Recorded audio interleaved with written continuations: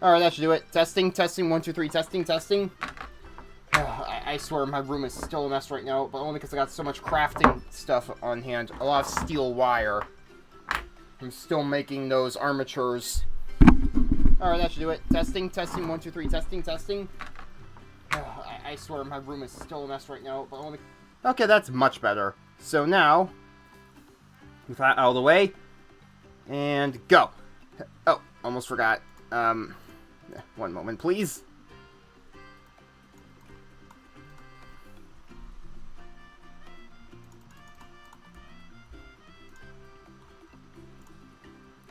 Let me go to here real quick.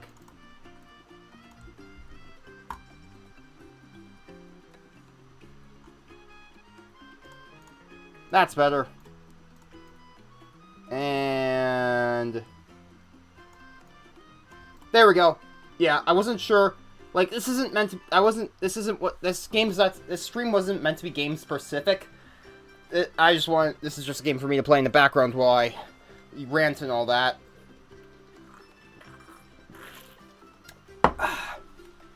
Anyways, hello everybody, Grant Scarborough here. Welcome to another stream. The major national stream has been delayed yet again, unfortunately, due to... What do we have here? Oh, I appreciate that. Money. Money. That sounds a little familiar, doesn't it?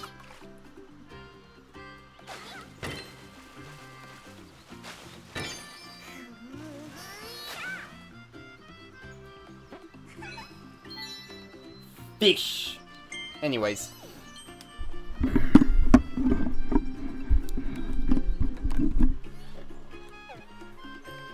Anyways, with that out of the... Why is it still the... You know what? Not gonna even ask. Yeah. I'm just going with Kirby and the Forgotten Land because it's actually a bit... almost pertinent to what I'm talking about here. And that is my time to rant like crazy, and rightfully so, about two things. For the Nintendo Switch 2 situation and Colossal Biosciences Dire Wolves. And trust me, I got a lot to say about them. And we will start with the first of the two.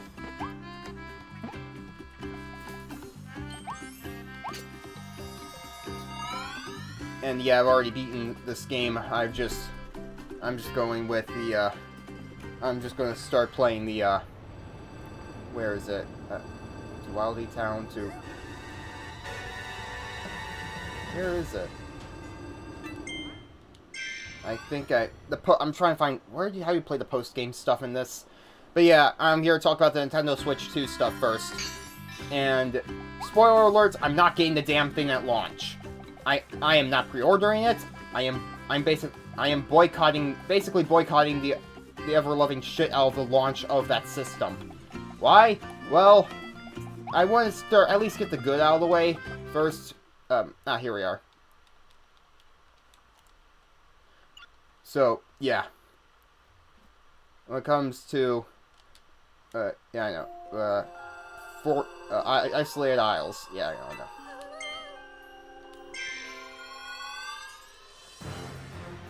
Now, firstly, though, I don't want this to be entirely negative, so let me just talk about the positives of this first.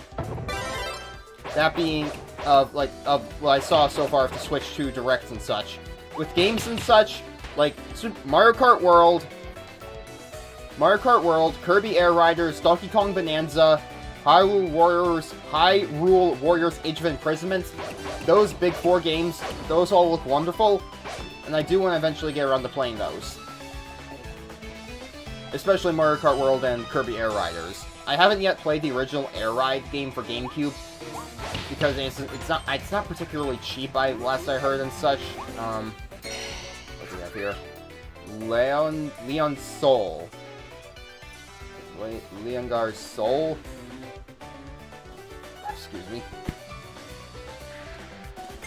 But yeah, I do appreciate, like, and there's that Drag X Drive game that takes advantage of, like, the Switch 2's Joy-Cons being able to act like a mouse, of how they're able to act like a mouse. Like a computer mouse, which is a neat idea. and so on. And they actually seem to have decent third-party support as well for the system, which is nice. And I also like the idea of them, you know, some Switch 2 games, not Switch 2, some Nintendo Switch games gain, like, big upgrades with the Switch 2, not only with, like, Switch 2 editions, but, like, if you have, like, an original version of the game, like, original Switch 1 copy, you could put that into a Switch 2, and basically have that be... And basic... Well, hold on a second, let's go back here. Look at the gameplay footage, and look at the top of it. Those enemies are dancing at like 20 frames per second. Wow. I mean, for context, hardware-wise, the Nintendo Switch is basically a PS3 on steroids.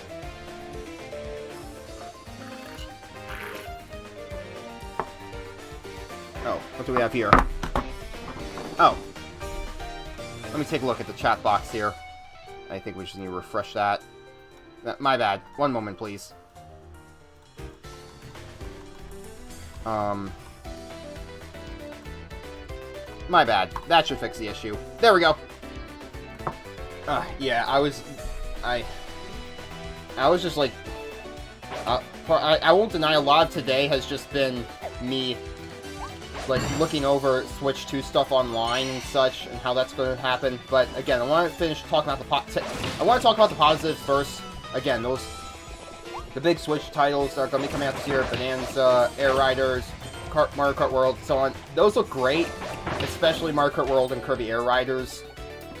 I still want to play the original Kirby's Air Ride first, though. And when it comes to again, like, you can actually download, like, a patch if you have, like, the original... You can actually download, like, a patch for the original, ow. You can actually download, sort of, like, an upgrade patch.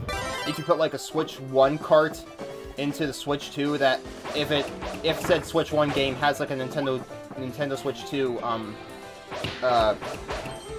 version addition to it, and you can sort of upgrade it at, like, a reduced price. I say reduced price, but I'll get to that more in the negatives. And... well, let me just listen to this. Version addition to it, and you can sort of upgrade it at, like, a reduced price. Oh, sorry, I was checking the stream preview. And afterwards, and again, that's why I'm playing a slow game like Forgotten Land here, or so I can articulate my thoughts while still playing the game. And I do also like how... according to what I've heard, the Nintendo Switch 2, the Switch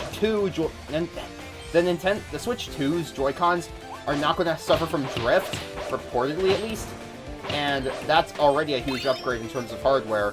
And in terms of hardware-wise, I'm not sure. Like, I have my doubts as to whether it's actually going to be like PS5 level or Xbox Series console level. It's because there was that footage of, like, you know, the Switch Online's, like, game chat showing, like, very slow frame rates and, like, like, your friends' gameplay screens or whatever. But to be fair, that was just from the Direct. It might be different come the time the console releases in less than 2 months. And such. But yeah, like, hardware-wise, it at least seems to be, like, on par with, like, the PS4 Pro, or more likely the Xbox One S, not the Xbox Series S, the Xbox One S. I know, the names are confusing, I know, but for context, the Xbox One S was by far the most powerful system in the 8th generation of video game consoles and handhelds combined. So, and, yeah. To the point where I'm surprised that, like, I'm surprised that an Arkham Knight port to the Switch 2 has not yet been announced, because we all know how much of a train wreck the Arkham Knight port for Nintendo Switch was, even though I kind of have a soft spot for it in a sense, in a way that, in terms, like, Arkham Knight on Switch is, like, a very unique train wreck. It's an interesting train wreck, and I want to preserve it on my Switch. But yeah, you know, you have stuff like, you know, a bigger screen, much better Joy-Cons, and so on. as well, and those main launch title, the games are going to be coming out, like, at least in 2025, from Mario Kart World to Tears of not Tears of Imprisonment, but something like Kirby Air Riders and so on. Those look fantastic. I do want to eventually I will eventually get on to playing those, I hope, but the problem is where we start talking about the negatives, and remember when I said that, you know, yeah, first of all, going back to, like, Switch 2 editions, like, the upgrades should be free, and you have to charge you, like, what, $10 at least, or more like $30 for the Nintendo Switch 2 upgrades, and so even if you have, like, the original game copy itself. And I'm a little confused about how it's going to work for digital games, because right here, Kirby in the Forgotten Land is one of the few Switch games I own digitally. It's like only out of, like, in terms of major Switch titles, it's only one out of perhaps 5. The others being Metroid Dread, Pokemon Brilliant Diamond, Super Mario Maker 2, and Splatoon 3. Yeah. As I usually prefer to get my games physically, at least the big ones. Hold on, let's take a look. Why am I... No drop frames. It's probably just a... Hold on a moment, let me just change this real quick. Good old sparkling water. Blank tea.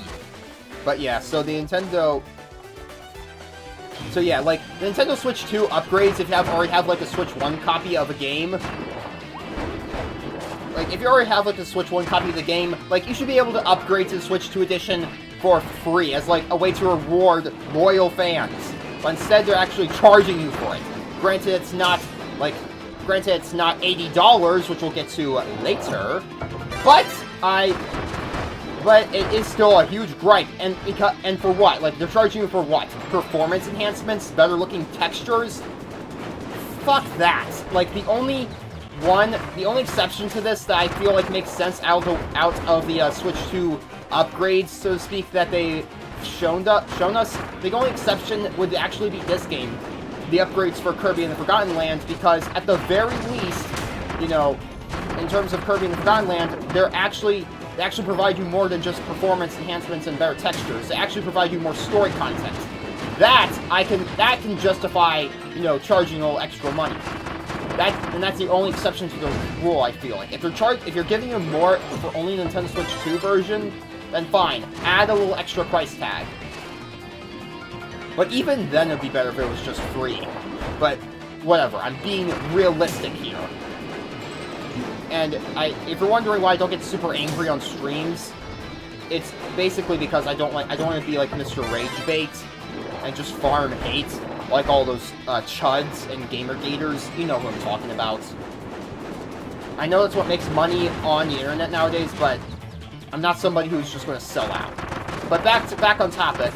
Next big problem in terms of pricing: Mario Kart 8, not Mario Kart 8, Mario Kart World, $80 to $90. Let's repeat that: $80 to $90. It's already a big enough pain in the ass that some of us had to shell out like $70 for Tears of the Kingdom. Oh, hold on a second, I'm gonna drop this one. I'll take that back now. Actually, no thanks. I think I'll exercise my inner ultimate cannon bolt, thank you very much. But yeah. Like, that should be, like, if it's really gonna be that, if Mario Kart World is gonna be that big and enhanced of a game, like, it should be $70 maximum. Though really $60, because there should be, like...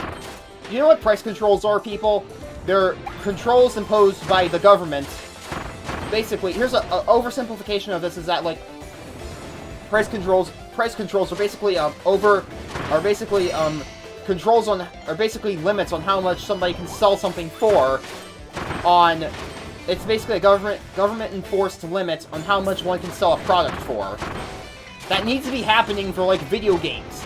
Think about it. Government price control for, I don't know, like, $60 as the maximum that a single video game, not counting DLC, can be sold for. That would be great, wouldn't it? Granted, neither Republicans nor Democrats are ever going to get on board with that, being the sellouts they are, but, you know, it'd be something. You know, that would fix a lot of problems, and, of course, a lot of the Gamergator chuds are never going to agree with me on that. But hey, government intervention in the economy is a good thing, actually. Is it socialism? I didn't say anything, but maybe, just maybe, you know, government intervention in the economy to help people and crack down on greed isn't such a bad thing after all, you know? Maybe free markets aren't a good thing, and that they need to be, you know, reined in at minimum, you know, like, you know, harshly regulated. It reminds you of, like, a certain other country now, isn't it? You know, the 20th century was the American century. This century is going to be the... I think you know who I'm talking about. I don't want to be too detailed because I don't want my channel to be nuked. But you know who I'm talking about. You know, somebody who's actually doing a good job cracking down on greedy CEOs and such. But how does this relate to Nintendo Switch 2 prices and such? Simple, because again, like I said, price control. If those price controls were in place, Nintendo wouldn't be able to get away with this shit. It'd be like $90 for like Mario Kart World physically. And that's why Nintendo's probably trying to sell you that bundle for Switch 2 that includes Mario Kart World digitally. Yeah, no thank you. As someone who's already confused enough about how I'm going to be able to upgrade my digital copy of Kirby and the Lost Forgotten Land to the Switch 2 and such, like, again, the Switch 2 isn't even out yet, and I'm starting to get confused about that, so... let's really think about that, per se. There we go.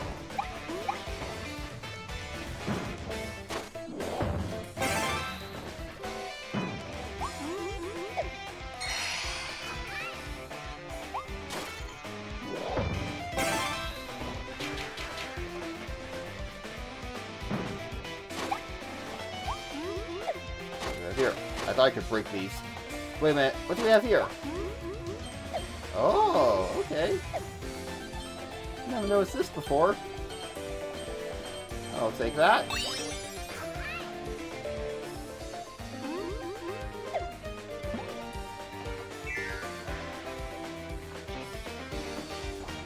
But yeah, like it should, like, Mario Kart World should be $70 maximum. $70, like $70 at most.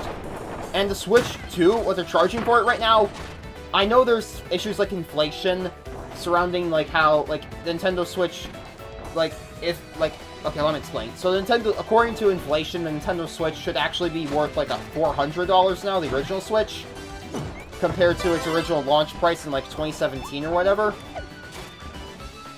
But even then, like, Nintendo, like, former Nintendo employees have actually talked about this, and you know what? Hold on a second. I'm just gonna find the article real quick.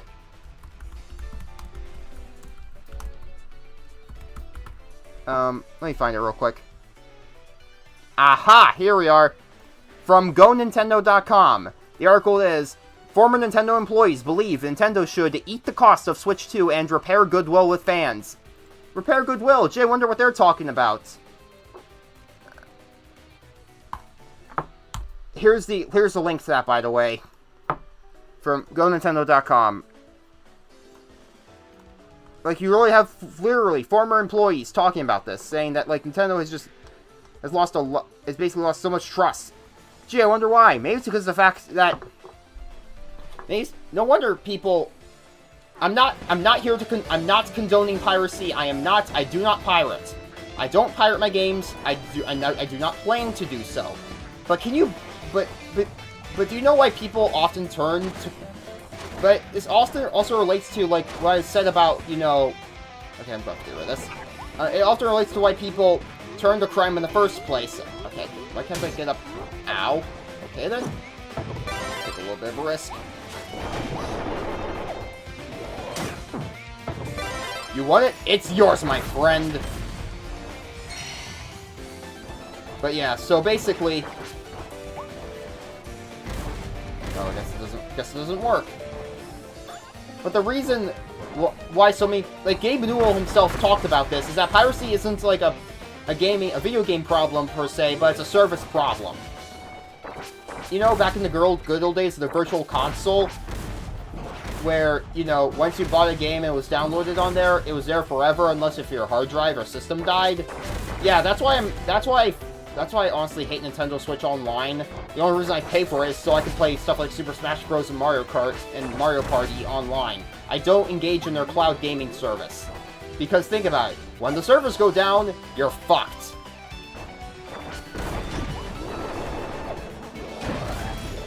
Ow, ow, ow. Okay, go. Sludge now. Gotcha. Grab all that.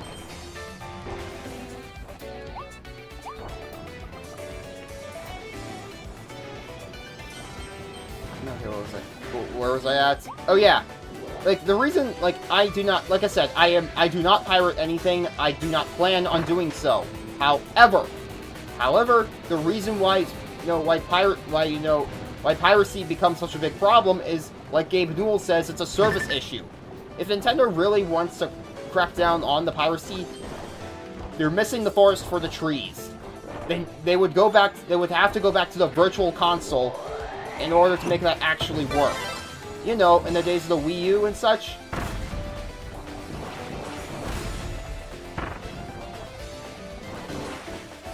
Oh god. They would have to go back to the days of the Wii U and such, where, like the Wii U and 3DS and such, where it was basically... Okay. No. Come on. No. Ah, shit. I'm fucked. Yeah. But anywho, let me try this. No. But okay, there we go. Oh, no. No. Fuck. This is why I don't really, this is why I didn't want to play an intense game while talking, because I'm not the best kind of streamer at that. But basically, like the reason, like I said, like Gabe Newell said, that is a service problem. And such. Like, the reason why, I honestly doubt, I wouldn't be surprised actually if retro game piracy went down during the era of the Wii U, and 3DS Virtual Consoles, because there was, you know, like, an understandable way to get those games, even if you had to pay for them. At least the Nintendo stuff. Like, third-party stuff, that's understandable as to why it wasn't on the Virtual Console, because of licensing and all that. That would have been too much of a nightmare. But, you know what I'm saying. The reason, simply put, is a service problem. Whereas if, you know, Nintendo went back to the days of the Virtual Console, instead of continuing the Nintendo Switch Online method of cloud gaming, then people, because, you know, you'd like to actually own our games, then people wouldn't be so inclined to pirate. So how's it playing to Nintendo Switch 2? Well, their Nintendo Switch Online service... There we go. That's better. They're going to continue the cloud gaming service, it seems, and charge an increased price for GameCube games. Yeah, GameCube. For GameCube games, you know. Even though we already have, you know, Mario Sunshine on the Mario All-Stars collection, which there are still plenty of copies out there of. And there's also Legend of Zelda: The Wind Waker. Although that was like had a Wii U remix, so that might not be the best example, but also, again, like, do you really want to vote yes with your wallet on that? Do you really want to reward that? And I'm not trying to act like one of those horrible chuds that is just plastering their videos on this matter with AI generated art thumbnails. And let's just face it, those chuds are just going to buy it at launch anyways. I'm calling it right now. Those guys, those losers are just going to buy it at launch anyways. When actual people who are concerned about this wouldn't do so and vote for wallet and just wait until they can get the... I would rather not risk it. Yeah, thank you. Exactly.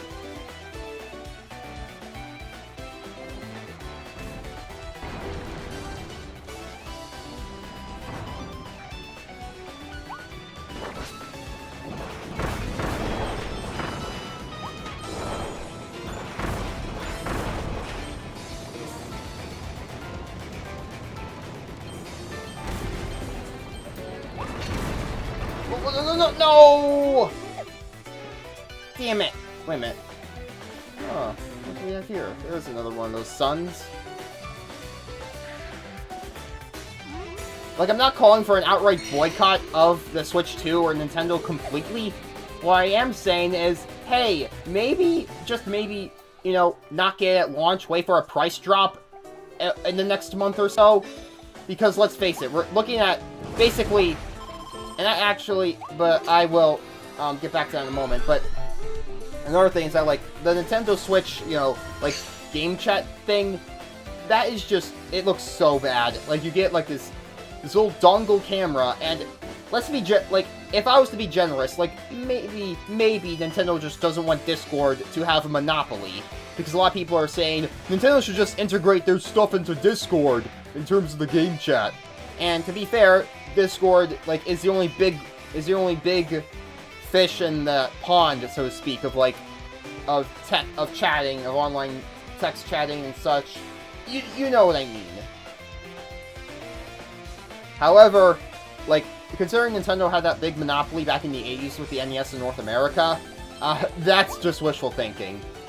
No, it's simply because they want people to buy their own game chat. Like this one, I'm just baffled by how anyone thinks this is a good idea when, like, Discord not only offered... Okay, that sounds counterintuitive, but Discord not only offered Nintendo the chance a few years back to have, you know, just integrate Discord into their services, which Nintendo seems to just turn down or never even responded on, unlike with Sony and, I believe, Microsoft.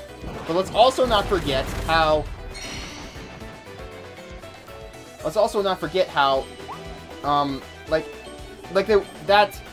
that's gonna cost you a lot of money, that camera, you know, and such.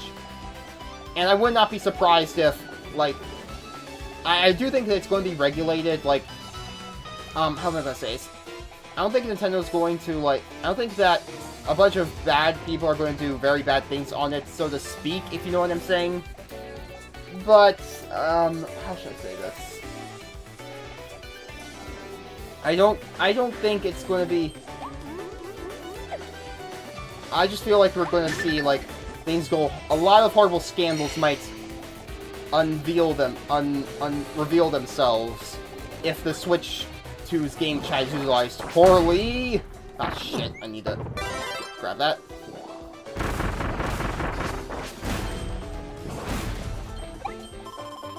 But yeah, so that's part of it. But another thing is actually... Oh, I gotta grab that. I'm coming to grab it! There we go. And now, with that out of the way, like, there's also the fact that... Again, like, they're from what I've heard, even... Like, not even including, like, DLC as part of those upgrades for free or anything like that. You have to purchase the DLC... I'm not sure if you have to purchase the DLC all over again. But even if that's so, that gives me an even bigger reason to not get that Switch 2 at launch or whatever, because that's just fucking ridiculous. Again, like, $450, then, like, a few games would go over the $500 mark.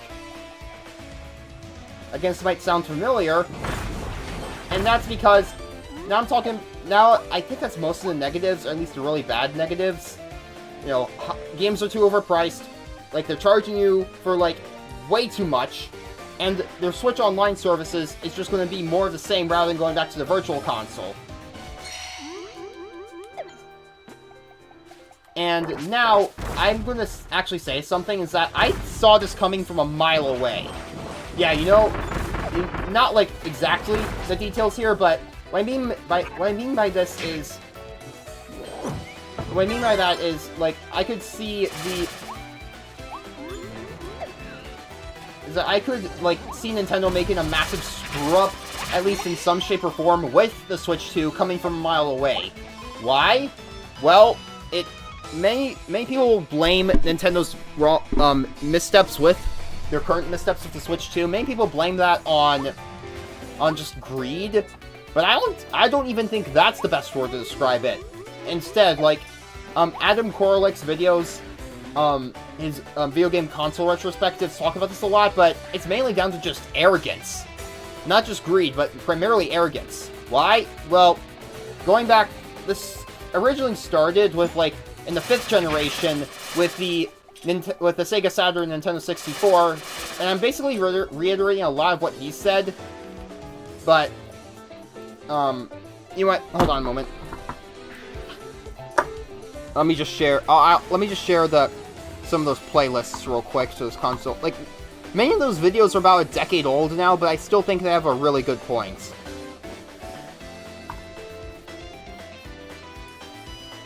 Okay, so, hold on a second.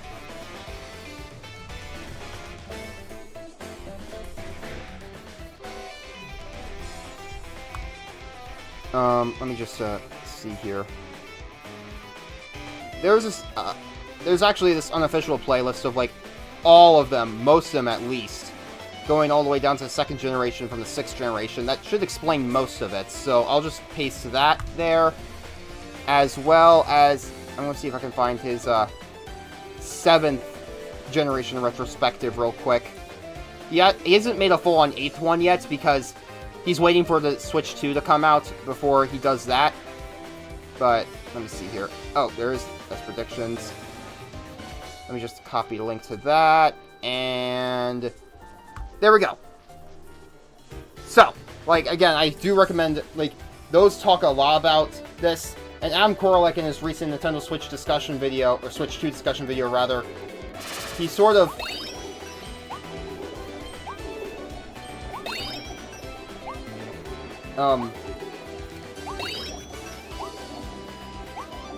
What? There we go. And now... No. There we go. But basically, he described a lot about how arrogance is one of the big things that causes a console to fail after the previous one's a major success. Like, with the Sega Saturn and Nintendo 64, their predecessors, the Genesis and Super Nintendo respectively, at least in North America, you know, were both majorly successful. So, Sega decides to, you know, go with CDs, which a lot of developers do like, but then they piss off developers by making their system extremely hard to program for. With those, like, dual processors, I believe. No. Meanwhile... Ow. Come on, let's try again. There we go. So, meanwhile... So then, meanwhile, we then have... Whoa, that was close. So, you know, Sega pisses off the developers with the Saturn's processors, making it difficult to program for. Then, Nintendo has the opposite problem, where their system is easy to program for, but they go with cartridges, which are more expensive to make. They have less space. And so many developers jump ship from both of them in the previous generation to go develop games for the Sony PlayStation, the new kid on the block. Hence why that system sold over 100 million units. We don't have anything like that in the 6th generation, but then we come to the 7th generation with the PlayStation 3. Where Sony, and coming off, like, the massive success of the PlayStation 2, is like, okay, we're gonna make the ultimate system now. Wait, it costs $880 to produce? Let's you know what, let's be nice to our customers. Let's give them a discount, make it $600, which, even back then was, like, even then such, was still monumentally expensive for a game system. For context, the Xbox 360, I believe, was being sold for around $300, and the Wii would have been originally sold for $250 or $200. Yeah. And that was because, like, they put all this stuff in it, like, backwards compatibility for PS1 and 2, at least in most of the launch units, as well as, you know, HDMI at launch, which in 2006 was just wild, and so on. And everybody was basically yelling that they did not want to deal with that, and many people were like, no, sorry, I don't care if I play GTA on the PS2, I'm gonna play next Grand Theft Auto on 360. Like, that was basically what happened, in the United States anyways, where the, oh god, that was close. Where... Oh, I'm gonna try and get this one. There we go. Where basically, like, in the United States, for instance, the Xbox 360 actually outsold the PS3 by at least 10 million units, last I checked.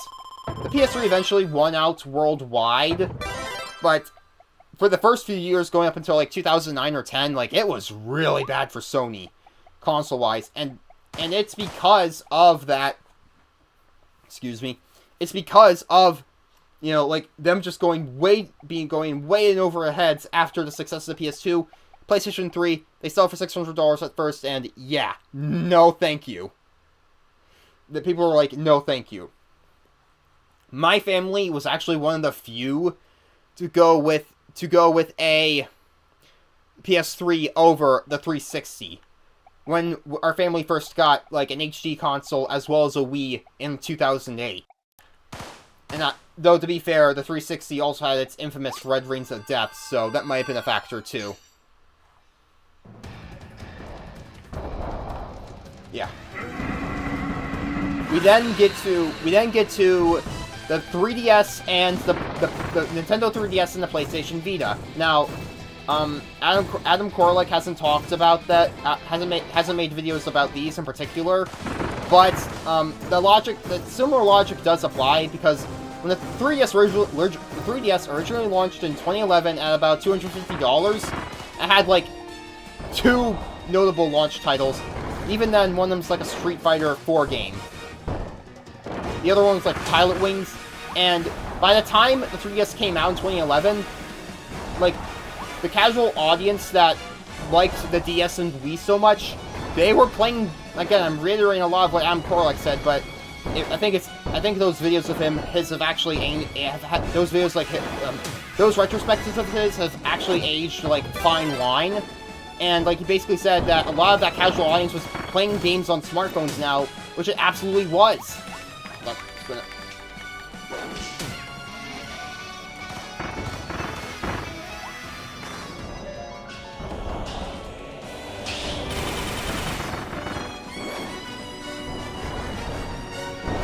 But yeah.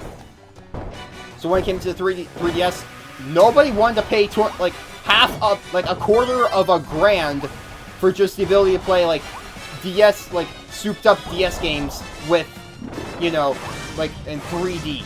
Especially when the original 3DS models, like, I think were known for headaches and that kind of stuff. Not to the Virtual Boy's extent, but still.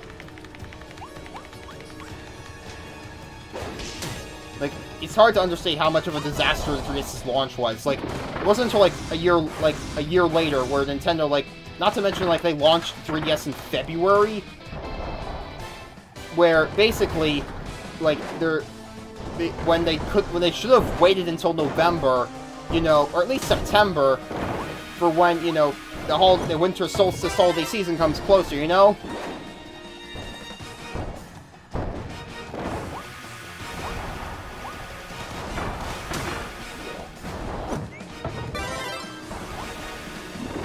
But basically, yeah. And a similar thing, now with the 3DS, they were able to turn things around.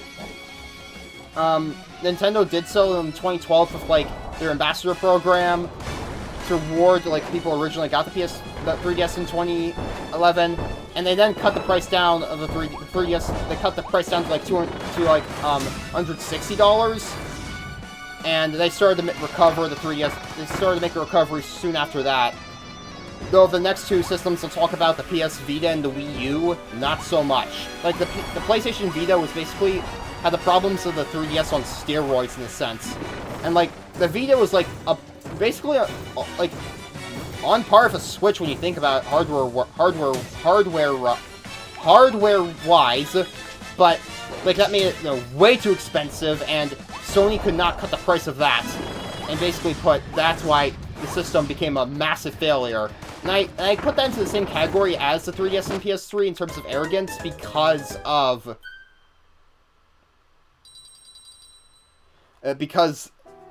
how, like, well, the PS3 had a terrible launch. The PlayStation Portable actually did okay. It actually sold, like, 80 million units, which is actually pretty damn good. And unlike the PS3, I think Sony actually made a profit off the PSP.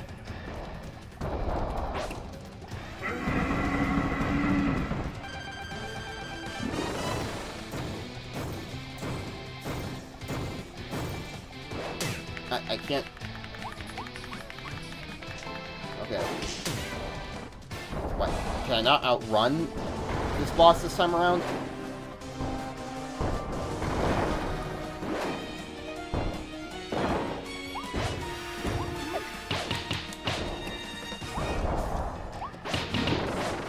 Ah. There we go. So, yeah, then, you know, and basically the PlayStation Vita basically faltered for a few, like, up until, like, 2015 when Sony finally began to scale things down with that system, and basically called it quits by 2019. Because, like, the system was just way too ahead of its time in a sense. I can't remember, hold on a second, what? Well, how much did the original Vita sell for? Hold on. The PlayStation Vita sold for, like, originally, and, like, the Vita launched in North America, at least in 2012, in February of 2012. Again, like, February is not a good time to release a new system. But yeah, $250 as well. Yeah. And it seems, I don't know if they dropped the price of that, but yeah. But anyways, moving on to the Wii U, like, the reason it faltered at first was very similar to that of the 3DS, but on steroids, because, you know, a lot of the casual audiences that like the Wii's motion control gimmick, like, they did not continue over to the Wii U's gamepad. That, and considering that there was the U-Draw accessory for the Wii in 2011, that would create a ton of confusion in the market, and many people thought the Wii U was just an add-on for the Wii, and that audience, again, did not care. And previously, the Wii generation basically was a lot of Nintendo just basically telling their older audiences that they did not care about, like, older style games of, like, normal controllers and such. And it basically portrayed, like, despite the Wii had a lot of great titles, but a lot of its controls and such have aged like milk. And the motion controls thing, the fads just sort of died out by that point. And that was something Nintendo could not really climb their way out of, even after they cut the price of the Wii U by, like, $50 and such. And now, too, like, I want to give the late and great Satoru Iwata massive praise here, and credit where it's due, in that, like, back then, like, rather than, you know, laying off staff, like a lot of people are saying companies should be doing, because, oh, games are getting so expensive to make! What Satoru Iwata did instead, back in 2013 when the Wii was floundering, was that he cut his own pay so he wouldn't have to lay off his workers. That is what a good person would do, you know? Of course, greed will corrupt anybody, so yeah, that's capitalism for you, which is why capitalism is a bad system, because it turns people into horrible monsters, because they want more and more and more and more and more, and will do whatever they need to get it.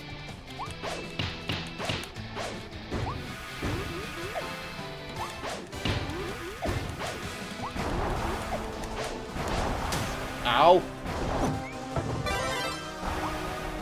But yeah, so yeah, that was the Wii U, and now we get to the final console I'm going to mention, the final system I'm going to mention, which was the Xbox One, which, you know, now, you probably know about when Don Matrix said something along the lines of basically, a lot of people were complaining about, like, the Xbox One being, like, online only as far as late as, like, 2016, I think. Actually, maybe not that far, but, like, a lot of people are asking, like, games journalists were asking Don Matrick about this, and he was like, well, we have this thing called the Xbox 360 if you don't want to deal with the online. And Doug Bowser, who I think might have previously worked for EA before joining Nintendo, which would be incredibly telling about in terms of what I'm about to say here, basically said something very similar with the Switch 2 and its pricing, where he's like, we basically said something along the lines of, you know what, no, I'm not going to, like, fall into the trap the Chuds have set up, though, so let me just go to, I shared these articles on my Discord server, but let me find them here. I'm gonna paste all three into here. Okay, on second thought... I'll just copy the links one at a time. So I'll copy this one here. This one here. And this one here. There we go. Alright, and I'll just go with the Nintendo Everything article. Actually, that one might not be as detailed as I'm hoping for. Hold on a second.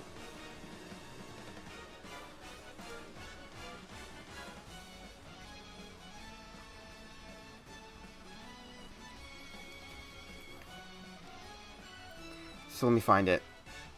Okay, so I'll go with the PC Magazine one. So, okay, I'll read the I will read the article like so.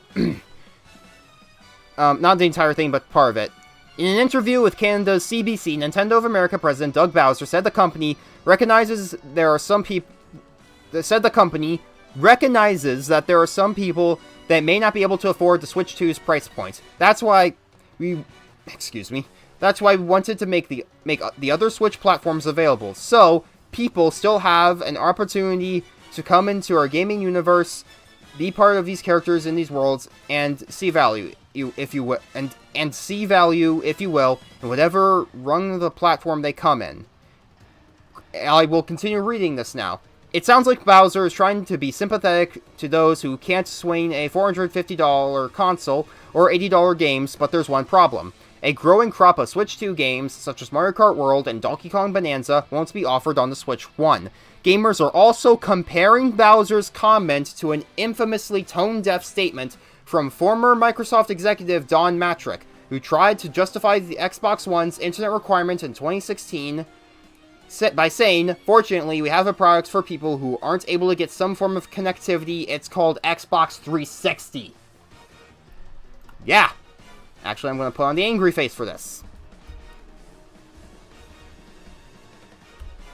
That's better. Yeah, anywho. And I will also briefly read one of the GameSpot article as well. Part of it. Where I'll also quote part of that here. Others have been comparing Bowser's comments to former Xbox chief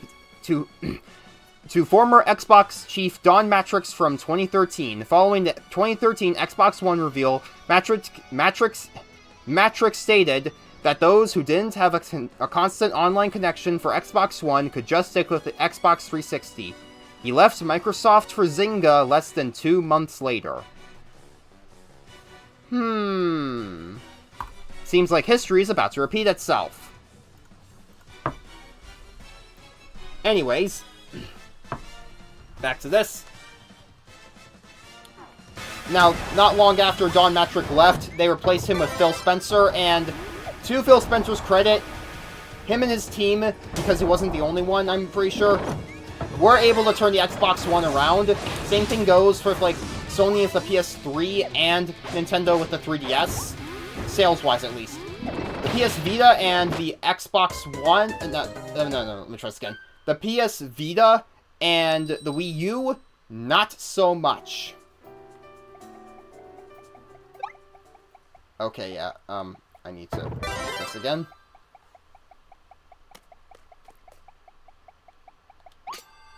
And I know some people are going to be asking about...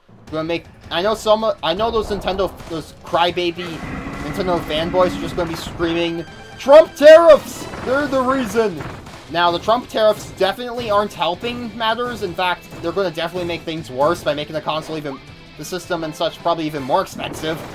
But there are interviews where Doug Bowser said, I believe the same ones I also shared, that, like, that these prices were decided on before even the Trump tariffs. Now, how does this all factor into the Switch 2? Well, arrogance, again, because let's think about it. The Switch, like, is still, like, the third highest-selling video game system, dedicated video game system of all time, right behind the Nintendo DS and the Sony PlayStation 2.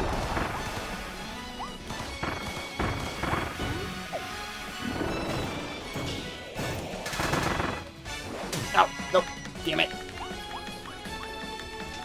With numbers like over 150 million Nintendo Switch units sold, at the time of recording this at least, it might be even higher.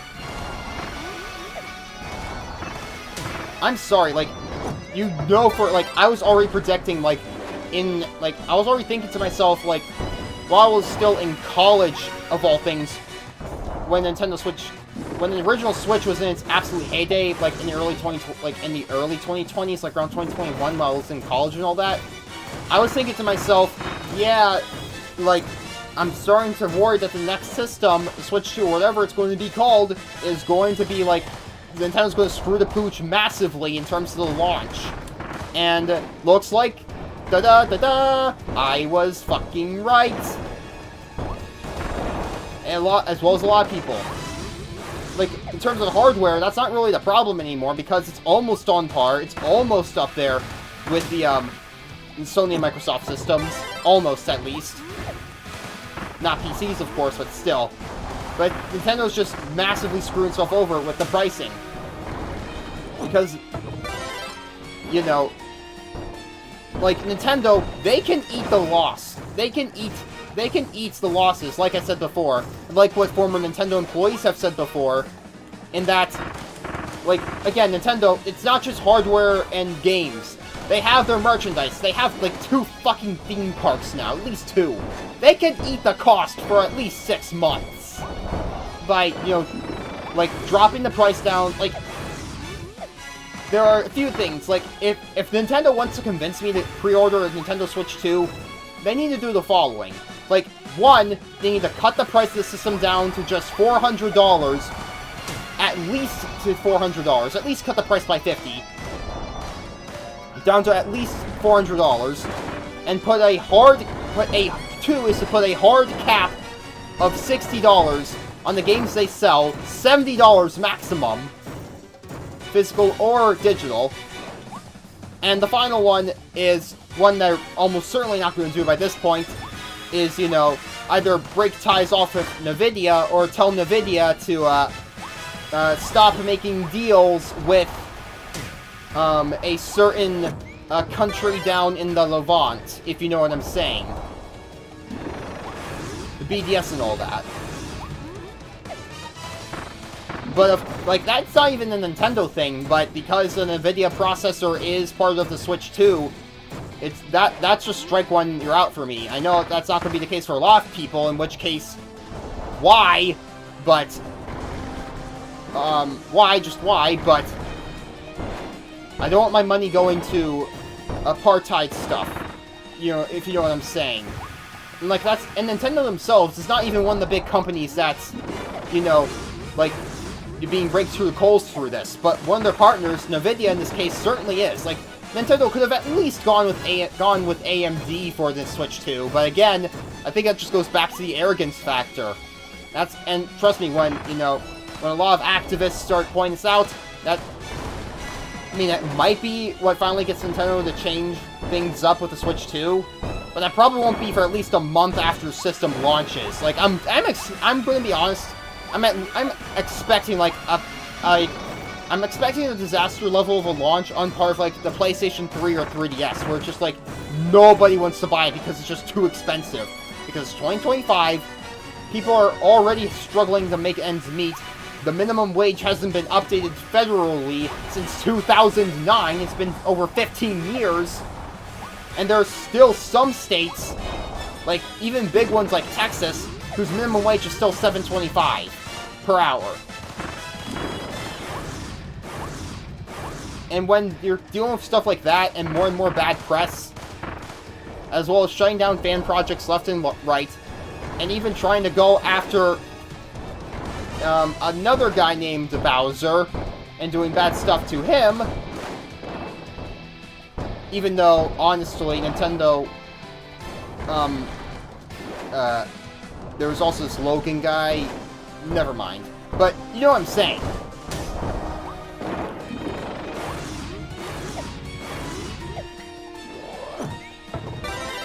Okay, yeah, Phantom Gorimondo's almost taken down. Oh god. But yeah, that's a big problem because let's face it, you're not gonna... Again, like, a lot of the hardcore Nintendo fans, like, even a lot of hardcore Nintendo fans are, like, I believe starting to just really lose it. Like, even if the price makes sense on, like, an inflation type thing, on, like, an inflation type logic, Nintendo, if they weren't being so arrogant, would have just eaten the costs of that for about a year at least. Again, they have 2 theme parks now, plenty of merchandise, and they released the Mario movie almost 2 years ago. They're making, like, at least 1 live-action Zelda film. The Mario movie 2 is in production, or at least being worked on in some form. Nintendo can afford to eat the price. I mean, part of me honestly wishes that Nintendo sort of just bowed out with the Wii U and went third-party there at times. I think about that at times because of what the Switch era has done to, like, a lot of the practices. Well, though on the other hand, if Nintendo bowed out of that business, then that would have made things even more monopolistic with, you know, the landscape being just PlayStation, Xbox, and home computers. And Microsoft owns both Xbox and Windows, one of the major, you know, OSs for operating systems for home computers. I mean, I know there's also Mac and Linux users, but they are a minority. So, part of me is then also glad that Nintendo didn't bow out there and still continued on with the Switch. That's more of a pick your poison case, I guess. Like, even Shafro's Productions, who, like, plans on getting that thing, the Switch at launch, like, even he's saying that, like, and I quote, Nintendo's getting too big for their britches, or something along those lines, because, again, who would want to, again, like, $80 to $90 for Mario Kart World? Fuck that. I still haven't even beaten Tears of the Kingdom on my original Switch yet, and I still need to do that. Which is what I'm going to be doing rather than playing Mario Kart World in June. Catching up with games, with other games, because I'm going to be very busy this spring with, you know, Combo Fauna, which I might have to delay the premiere of, the debut of that series. I might actually have to delay because it's taken me a little while longer to work on these armatures and plush dolls, because having to work 2 jobs, you know, drains a lot of energy out of you. It's not confirmed, but I just wanted to point that out. Okay, you know what? I'll be right back. I need to get some more water. Hold on a second.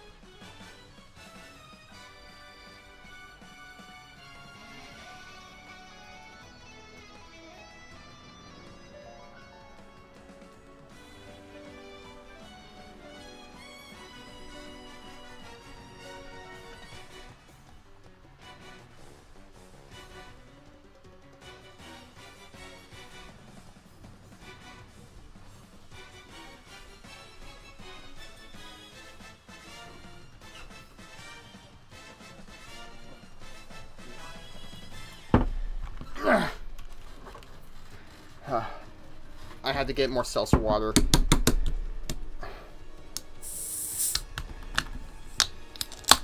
Hold on.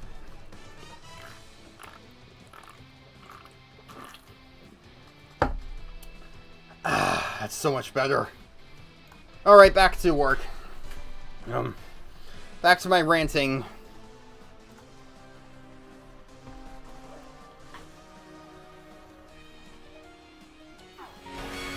Oh, shit.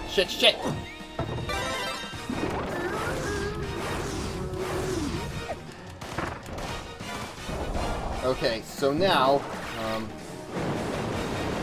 oh god.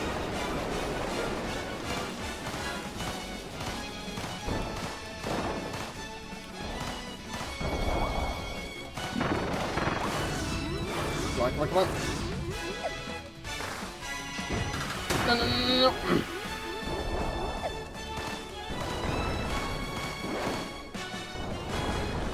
Come on.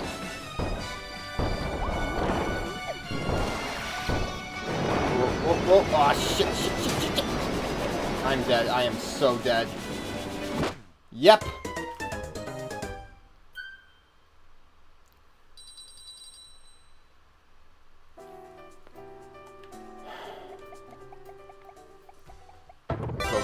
Let's go with the toy hammer again. That could do some decent damage. Excuse me. But back to what I was saying.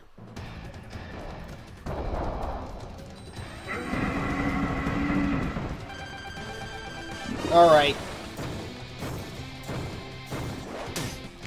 Damn it.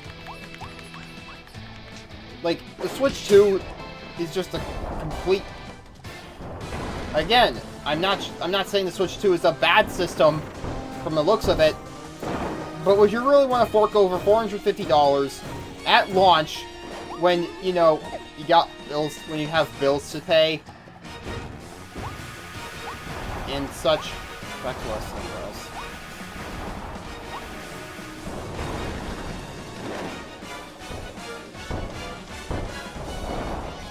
But yeah, like I said, long story short there, I'm expecting like this to be a PS3, like the launch, I'm expecting like the launch of this system is going to crash and burn. Because again, like a lot, or okay, maybe not as bad because there are actually decent launch titles. There is actually like a decent launch title with Mario Kart World. But, oh, there's also one more thing I wanted to mention. Nintendo Switch Welcome Tour. They're charging you $10 for that. Sure, it's not $80, but it's a tech demo. Remember when they shipped Wii Sports for free with every Nintendo Wii? Yeah, I thought so. So that's another reason, too.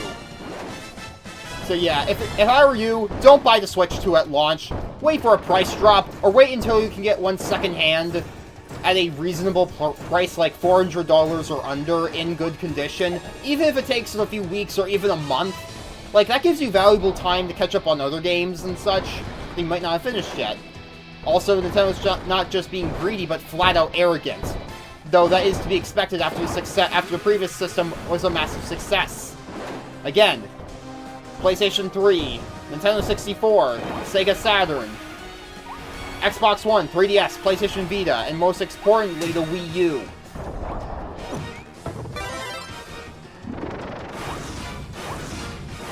What do we have here? Hold on a second.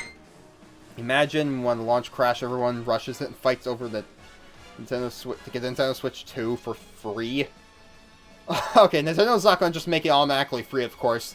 I get the exaggerated joke, though. I do know stories about, like, there being fistfights on Black Fridays for Nintendo Wii's in 2006.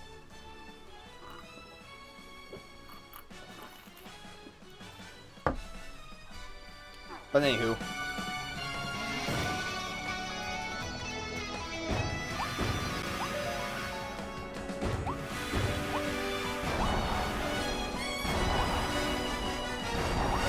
Ow. Damn it.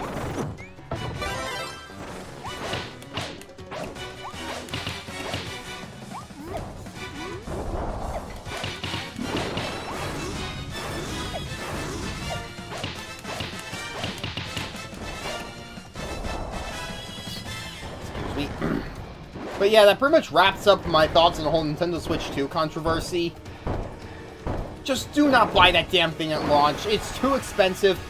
Like, parents of, like, I know that, like, in the case of, like, and to go quickly off topic, but, like, well, I do know that, the problems with Gen Alpha are mainly due to, the capitalist system and all that.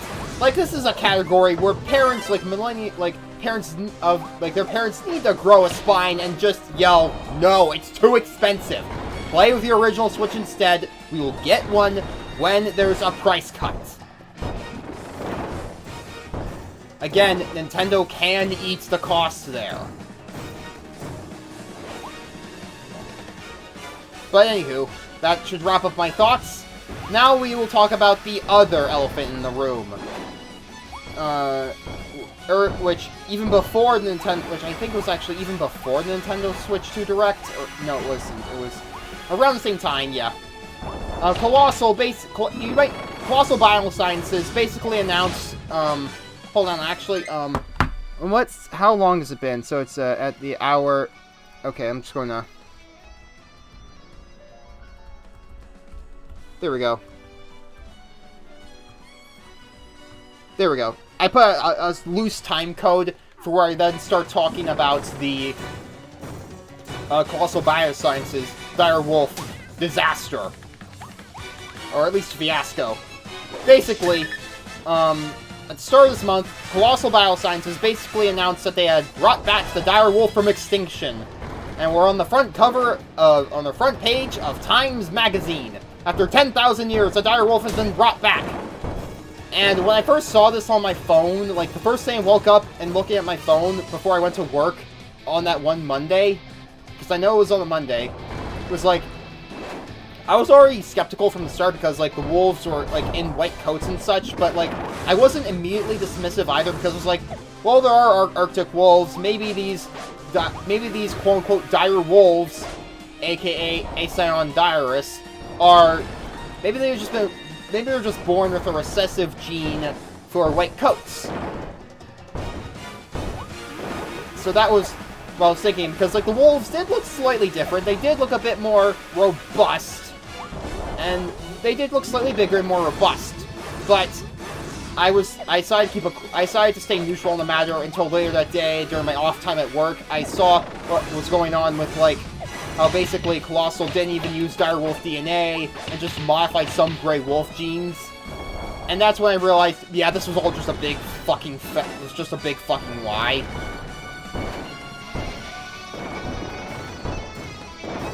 Because not only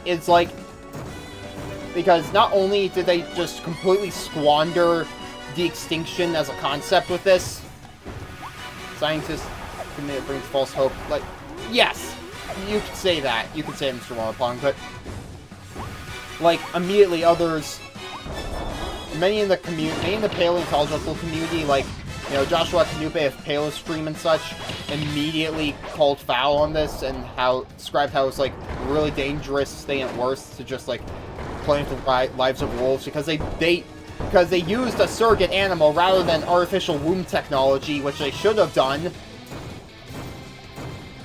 and such, and how, like, and basically, these are not dire wolves, these are basically, these are complete frauds, which I know it sounds harsh to say about, like, a newborn baby animals, but again, they were basically modeled after that one white dire wolf from, hold on a moment, god damn it. Actually, go angry face.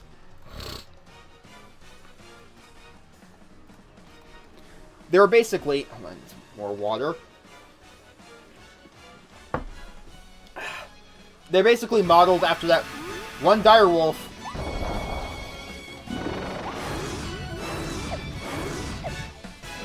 They're basically modeled after that one white dire wolf, whose name I don't know, from Game of Thrones. And considering that George R.R. Martin was actually a big investor in Colossal Biosciences, that doesn't surprise me at all now. Yeah, so long story short there, the dire wolf is still extinct, and it's not been brought back from the dead, so to speak. It's just been replaced by frauds. Now, and, you know, a lot of people who have, like, criticized the extinction and such, and have completely seen it as, like, a massive lost cause of an idea based on this. Now, this is where I'm less negative on the idea of the extinction itself. Like, the Colossal dire wolf fiasco, like, that was a complete fraud. But, now granted, I believe the publications Now, the one thing I will say in Colossal's defense is that I think Times or some other magazine, like the New Yorker, technically broke the news embargo on the topic before, and it revealed the story beforehand, before they were supposed to. So that's the one thing I will say Colossal has in their defense. So they are also talking about how... Shit. Alright, you know what? I'm not... I'm getting a different power-up for this, a different copy ability for this, because... Actually, that'll take too long. Again, this is why I'm not the best at talking while playing games most of the time, because I have to. Though I am getting better at it. Let's see here.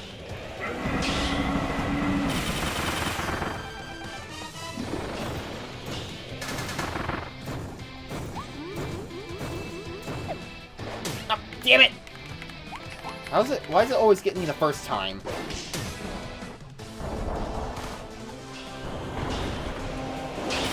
But yeah, so now with the Colossal direwolf thing out of the way, I want to dive more into just de-extinction as a concept in general, alongside seeing rewilding. Ah, shit. So a lot of animal rights organizations and animal welfare activists and such have, like, you know, basically called de-extinction like one of the worst ideas ever. Technology, like this kind of technology is can never be used for conservation or anything like that. I'm here on this stream, I'm going to try and give as nuanced of a take on this as I can. There is potential for, like, utilizing this kind of technology to help modern species, and subspecies alike. But long story short, firstly, I will say this. What we need to do first with this technology is to apply it first to help the highly endangered taxa, as in species and subspecies, first. You know, your red wolves, your northern white rhinoceroses, your, what else? What's another good example? Your black-footed ferrets, that kind of stuff. Even your orangutans and gorillas, for instance. Like, without artificial insection, no artificial insemination, none of that. Yeah, no artificial insemination. Actually, one more thing about the Colossal Biosciences thing, the direwolf thing basically proves that all they're mainly focused on doing is just trying to, like, make designer pets, from what seems like are designer animals, rather than actually using technology for conservation, like what a People's Council would decide on the use of the technology for and such.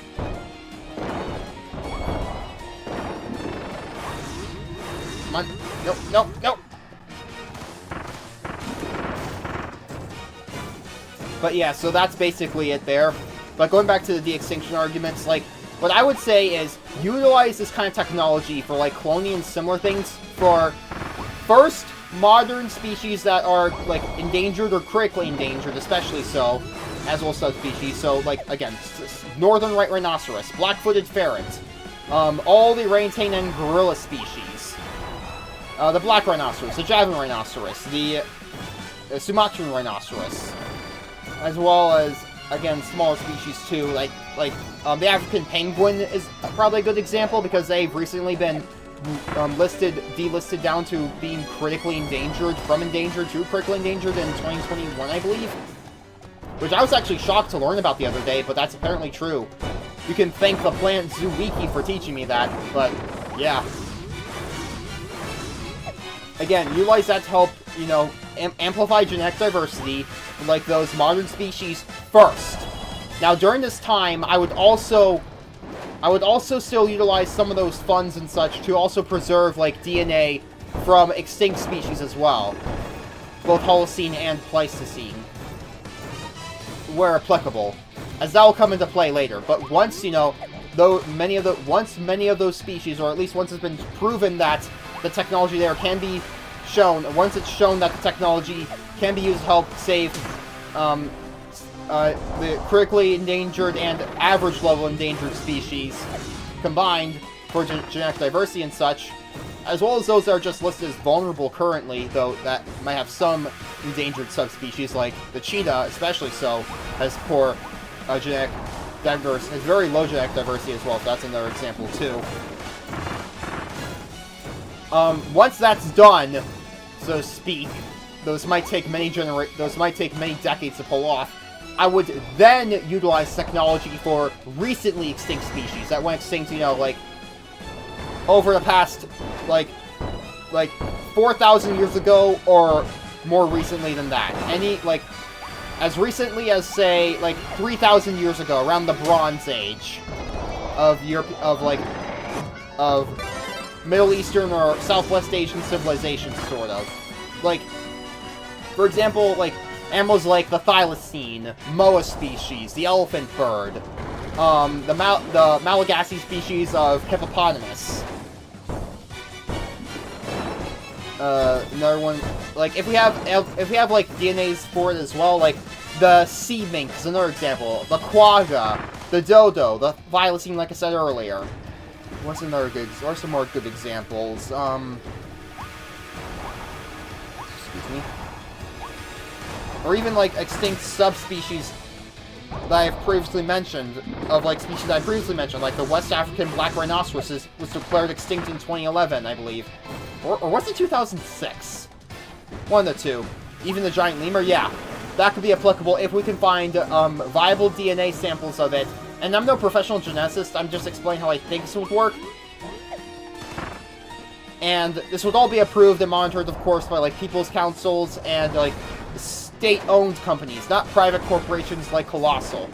Because the direwolf fiasco proved that you can't rely on free market enterprise for this. Because then greed will just take over. You need, like, you need a socialist method for it, so to speak. Because fun fact, actually, the Siberian tiger, or Armored tiger, that population of mainland Asian tigers, was actually, there were actually conservation efforts for it during the days of the Soviet Union, to go briefly off topic. But after the Soviet Union was illegally overthrown, or, I'm sorry, collapsed in 1991, the population began to decline again, because poaching increased. Because, again, what does poverty create? Desperation. You know, poverty being brought about by, in this case, I think, what was it called? Like, sugar crash economics, or like, shock therapy, that's what it was called. Yeah, economic shock therapy. Do you know what that leads to in a former socialist states? It leads to desperation amongst the people, you know, or rather poverty, which then leads to desperation. And desperation leads to crime, like poaching. So yeah, you can basically thank the European powers as to why Africa has its, you know, places like Africa and Southern Asia have their massive problems with megafauna being poached. Not because of, like, just simple malice, but because, you know, people who have been, you know, colonized for centuries that's what they're forced to do in order to feed their families. Not to mention the IMF loans. Speaking of which, hold on, I'm gonna stop commentating for a moment just so I can beat this boss. Come on. Okay, there we go. Come on.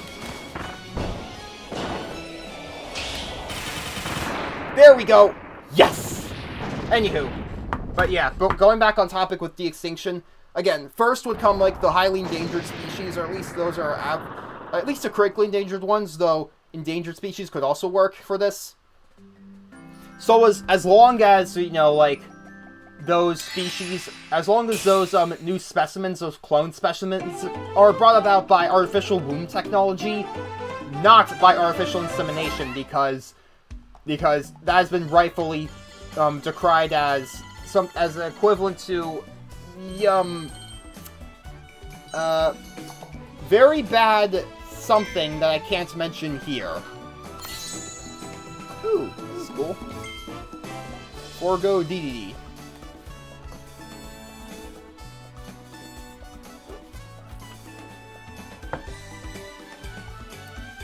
Anyways. Going back on topic, and I know it's 10 o'clock now.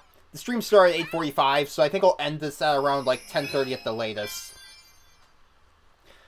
So, moving on, so yeah, going back to what I was saying, after those highly endangered species are saved with the help of, you know, the cloning and such, through humane means, of course. I would then, of course, move on to species that went extinct as recently, that went extinct, you know, as far back as the Bronze Age, but no further back than that. So again, think the thylacine, the elephant bird, the giant, the large lemur, the giant lemurs of Madagascar. Ooh, I'm gonna grab this real quick. You know, giant lemurs of Madagascar, the Malagasy hippos, the thylacine, the dodo, the Falkland Islands wolf, also known as the wara. That's the one that many people don't know about, unless if you played Zoo Tycoon 2 Extinct Animals. Another example... Ah, damn it. Hold on, actually, I'm gonna just exit the stage real quick and try this again.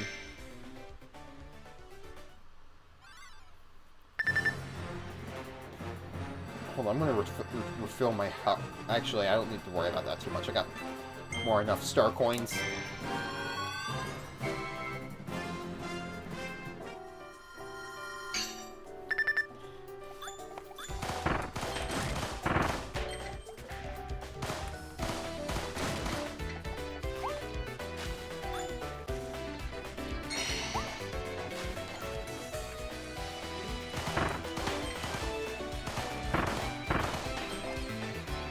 Okay.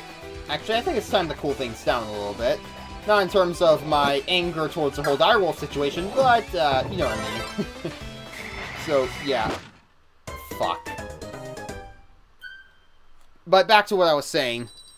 And also I don't need the angry face right now. But I would also try and... Again, you know, stuff like again, those recently extinct species, you know... Anything Bronze Age or more recent would work fine.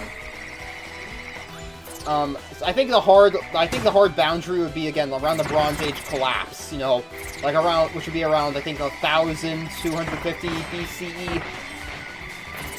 After that, you know, the stage 2, as I would call it, we focused on those species. And just those species, you know, that were...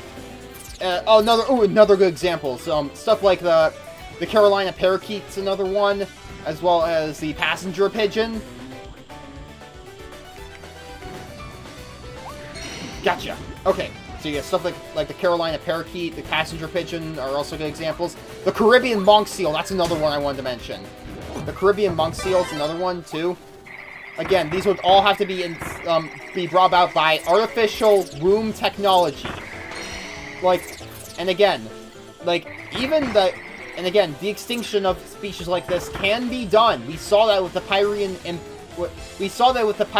ibex in 2003, which granted, that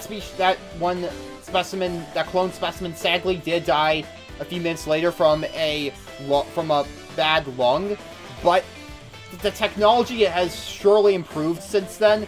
And if we combine that with the much more humane artificial wombs, I do think it can be done. Especially since the habitats of those species are far more intact than what I would suggest for the third stage of it, that being any Pleistocene megafauna that still has, like, viable DNA left in specimens. I'm thinking animals like the woolly mammoth, the scrub ox is another example, aka Bootherium, I think it's what it was called. There's a species of stag moose that's also one of them. A species of Homotherium. God damn it! A species of Homotherium is another good example. I think it was Latidens, which is, I think, from, Eurasia. The European cave lion is another one. I do not think the dire wolf is one of those, I'm afraid. But, again, you know, species like that, as well as, like, I think the steppe bison is another example. Animals that are primarily from the days of the late Pleistocene, or very early Holocene of the mammoth steppe. Because we do have viable DNA for them still, and there are some remnants of the Pleistocene steppe left. Hold on, let me type it up real quick. Of the mammoth steppe. Because again, the mammoths, if they were successfully brought back, could keep a lot of that permafrost in check, which is basically a ticking time bomb right now because the permafrost contains a lot of methane, which is like 4 times more potent than carbon dioxide as a greenhouse gas. And again, you're talking to an environmental studies major here. Yeah. Or bachelor's in environmental studies. Yeah. The Ukok Plateau, for example, in, like, China, Kazakhstan, Mongolia, is, like, a remaining remnant of that area of the Mammoth Steppe. And we've seen, like, similar behavior, which is why I also would argue in favor of controlled Pleistocene rewilding. And we've seen footage of, like, elephants, you know, in the elephant sanctuary in Tennessee, tripping over trees. That's basically what a lot of mammoths and shit. Oh, crap. Fuck. Okay. That's what a lot of mammoths... That's what mammoths and mastodons did back in the day in the Northern Hemisphere. Especially the American mastodon in, like, the eastern United States and such. As well as the Pacific mastodon further out west.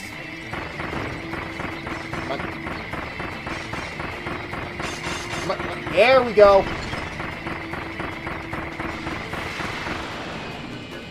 That did a good number on Wild Edge. Whoa. Yikes. Oh, that would've been bad. Oh, no. Yeah, give me there. That reminds me of that one... That reminds me, actually, of the first boss battle from Black Myth Wukong, where it's like, they faked me out, almost. I need more water. Ooh, the Great Auk. The Great Auk. That's another great example, yeah.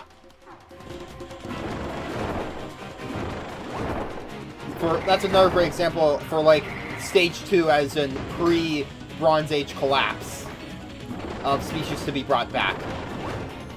Though I will mention with birds, or anything that lays eggs, anything that's oviparous that lays eggs, might be a lot more difficult, at least in terms of hard-shelled eggs, or like amniotic eggs, sort of. Might actually be a bit more difficult than, like, most mammals, because you would have to create, like, an oviduct type system to create the egg and such. But if Chinese technology firms can create, like, artificial suns, I don't see why it's out of the I don't think it's out of the realm of possibilities for us to, like, create those artificial oviducts and such.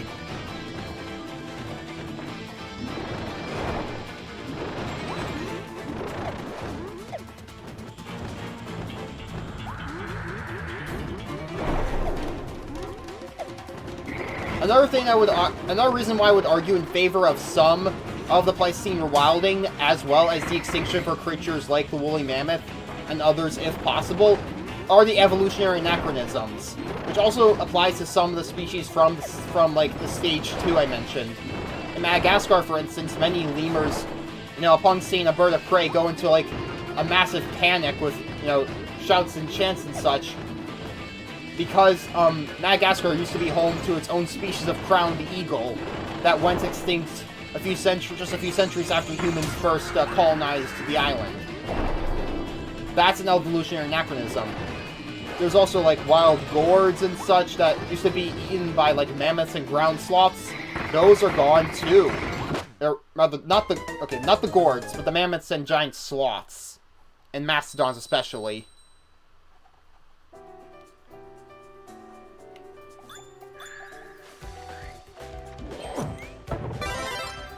Oh, I gotta get these suns again.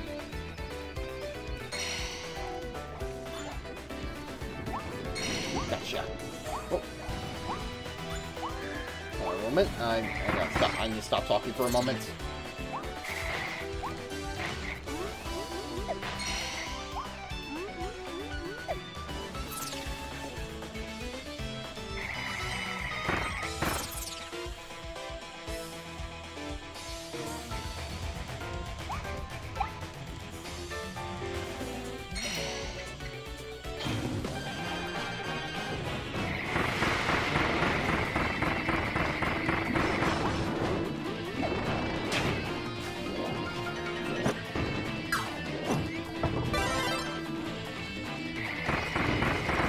there we go. But yeah, so like, again, like, go back to the evolution anachronisms thing. Another example is actually the prong-horned antelope, which, you know, basically lived, you know, has this, is basically, which we all know is the fastest animal in the world over a long distance, in terms of, like, sheer speed alone. Not, like, body lengths per speed or anything, just, like, sheer speed alone in terms of measurements. Like, the raw speed. And the reason it's the fastest animal in the world for that over a long distance is because it evolved alongside the American cheetah, genus Merionix, which is actually more closely related to the modern cougar, or puma, or catamount, or whatever, but still.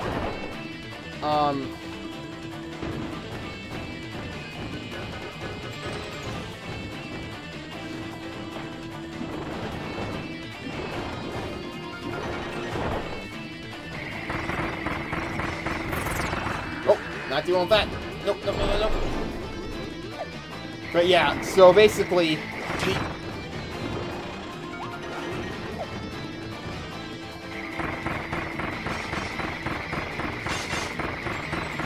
okay, that's satisfying. Oh, there we go. I'll just drop that. I will take this.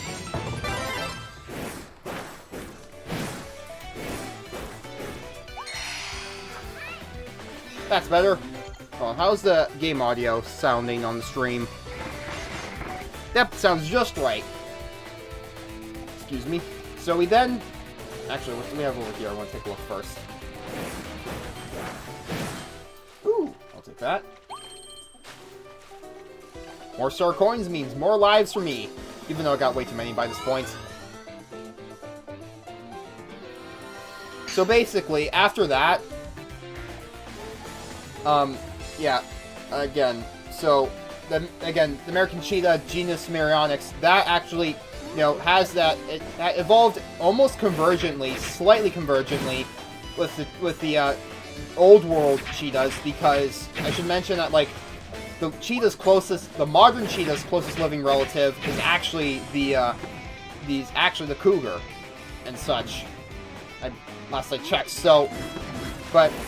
Yeah, that's what, that's what give us a good argument to bring back the American cheetah, or that kind of stuff, because of, it feels like pieces of the puzzle are missing. Another example, actually, which I come across many pawpaw trees, during my time at one of my jobs, and pawpaws are a fruit native to, much of eastern North America, south of Canada, but just north of Florida, going, like, basically from southern Canada all the way east, west to the Mississippi, and as far south as Georgia. And these, and pawpaws are basically, like, they sort of taste like, they're these wild fruit that basically tastes just like a mix between, like, a banana and a mango. And the thing about them is that, like, the only reason you don't see them in grocery stores a lot and such is because they have a really short shelf life after being picked. Unless if you were to, like, dehydrate them or freeze them, or freeze the pawpaw fruit flesh like I do. Oh, that's why they want me to... Okay. Okay, I see it now.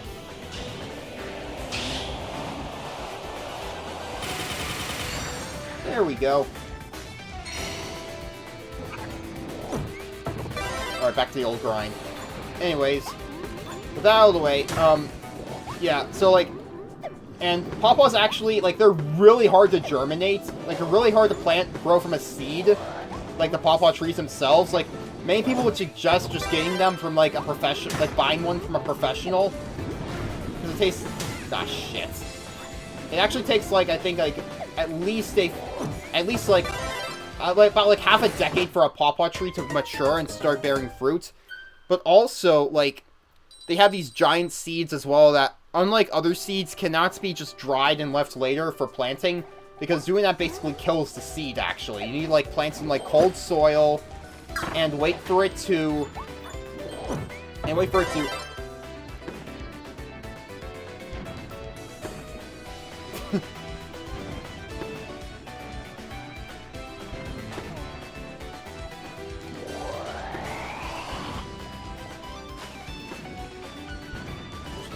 around here.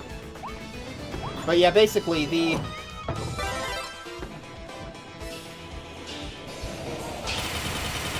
That's better. Basically, so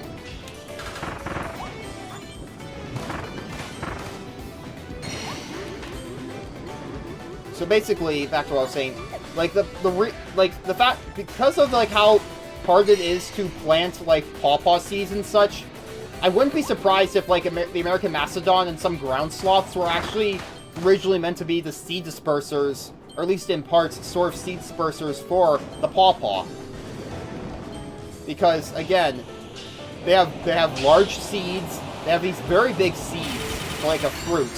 Like, they're about the size of, like, I'd say they're about the size of a little larger in, like, width than, like, an American quarter.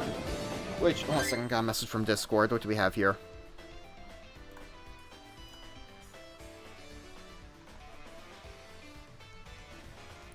Okay, just a different stream announcement, never mind. But, yeah. But basically, I wouldn't be like, that's another argument I would put in favor of the extinction and Pleistocene we're wilding at, is that, like, it does legit seem like there are parts of, like, the Pleistocene ecosystems that are still there that can be fulfilled by either modern species, or, quote-unquote, de-extincting certain species. Again, I put the extinction in quotations because it's not going to be a perfect match, but it would be more than close enough, especially with, like, mammoths and the permafrost. Again, I'm trying to give a very nuanced take on this, on the subject matter. It's similar speaking as to why, like, I don't think, like, zoos are all, like, inherently a bad idea as a conservation tool. It's just the problem is, because most of them are privately owned, the profit motive comes first, and they go for the charismatic megafauna that doesn't do well in captivity over animals that would actually very much benefit from those conservation dollars, like, you know, animals that would at least endangered animals that would at least do well in captivity. And if zoos were publicly owned, they could act much more like the many wildlife sanctuaries, like, you know, the Turpentine Wildlife Refuge in Arkansas, or the Wild Animal Sanctuary in Colorado. Very creative naming, by the way. Oh, avocados! Yes, that's a great one, Mr. Wanapon. Avocados as well. If it weren't for the indigenous peoples of the Americas, the avocados would actually pretty much go extinct, because they relied mainly on ground sloths. Primarily, yeah, but they relied primarily on, like, the avocado trees, I think, relied primarily on ground sloths. If it wasn't for the heroic indigenous peoples of the Americas, that tree would have likely gone extinct. So, good, that's a great example as well. For both, you know, the extinction, as well as, you know, the continual support of indigenous rights, rather than taking everything from them, even though indigenous peoples have been the stewards of the natural world for countless millennia, rather than brutal imperial colonizers. Hold on a second.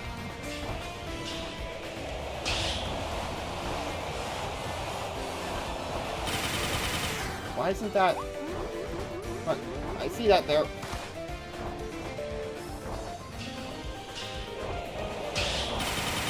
Why can't I get that? I'll come back to that in a moment. Ow. Oh god, I'm gonna get hit again. Oh, guess not.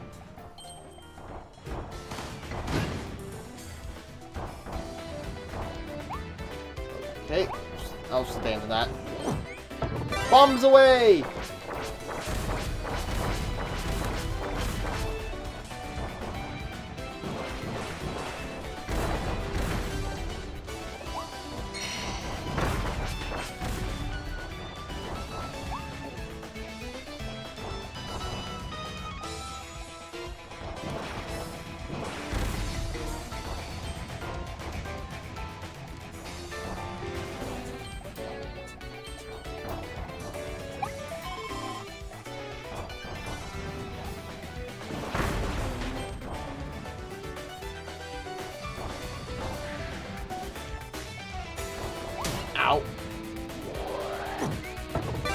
What was I saying? Oh yeah, back to... But yeah, that's also another reason I wanted to mention, to go briefly off topic. Many people just say that, like, many people who just want the idea of the zoological park gone in general, just scream, look at all the great work the national parks do at reducing poaching! What many people, at least from what I've seen videos like Earthling Ed's video on, seem to miss out on, is that there's one big glowing omission, one massive glowing omission from this.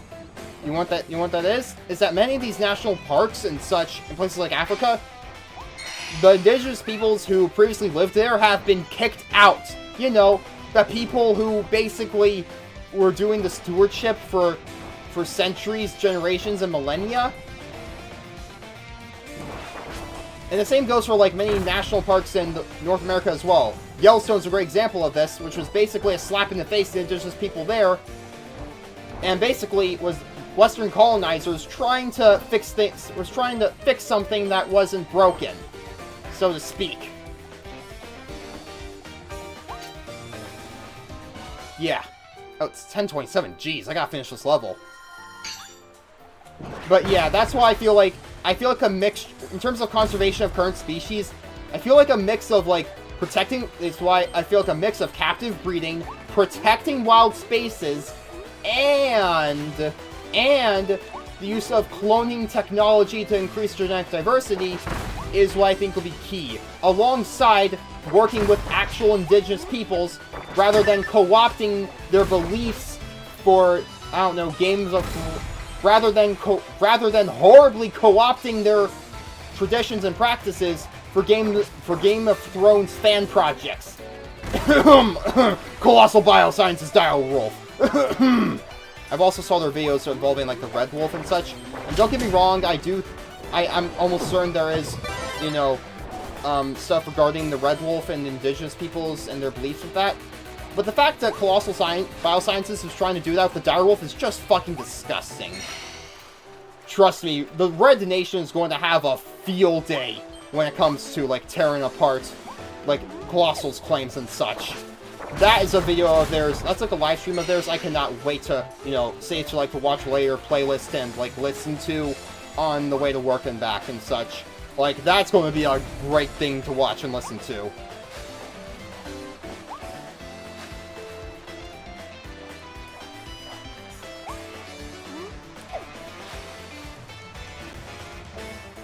Also, if you want to know where I learned about, like, the part about, like, indigenous people getting kicked out of, like, national parks, or basically being evicted from their lands that was turned into national parks for the sake of, like, white tourism.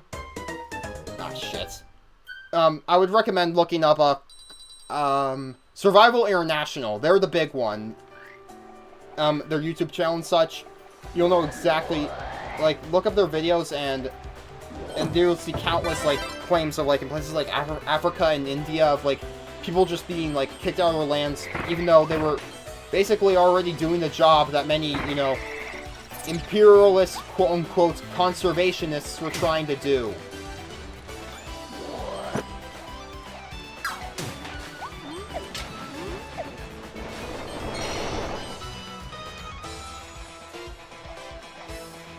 But yeah, that's basically me. Ah, shit, I'm gonna lose copy ability. Come on. Come on. Ouch. There we go, got it.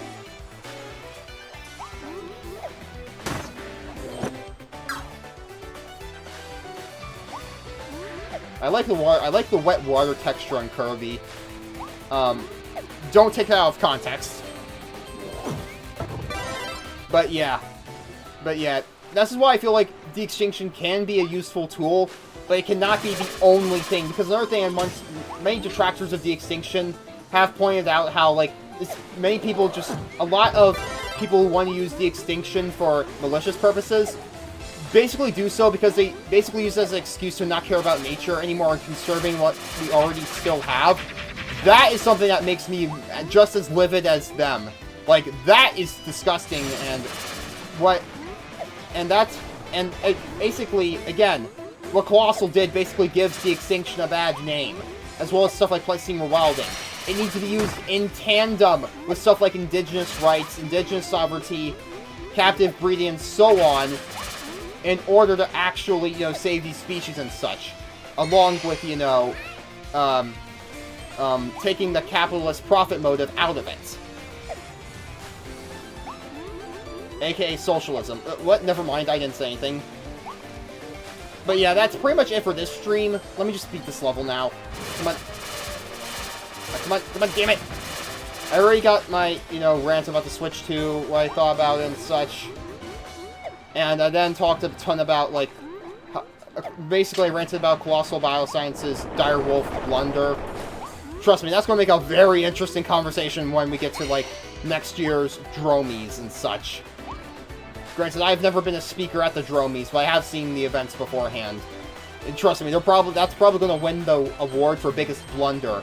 Unless if the next Jurassic World film ends up being really, really bad. Then it might have some decent competition. Let's see here.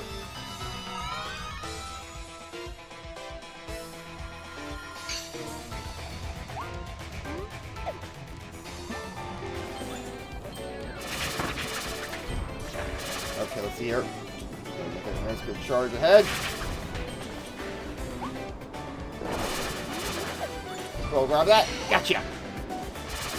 I thought we were playing Kirby, not Sonic the Hedgehog. Oh, the shit. Again, like, this feels more like... In terms of platforming, it feels more like Crash Bandicoot than a Nintendo platformer. And I think they did a great job with that. Shit! I don't have time for that now. Just gotta keep going.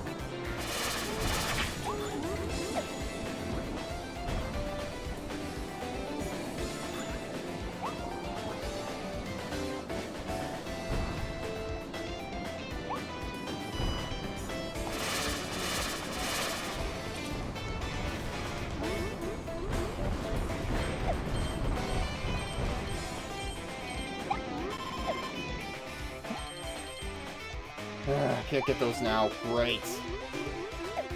Oh, I can actually... Actually, I can retry that. Yes, please. Also, I'll take your sword. Thank you very much.